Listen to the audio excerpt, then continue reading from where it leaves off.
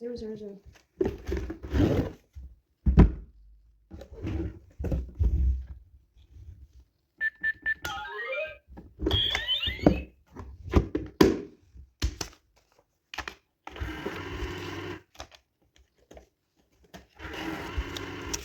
So we'll save different currencies. The Singapore dollar, and this one is 50 peso, Philippine money. And this one is Malaysian 20, Malaysian money. We have Singapore dollar, $2.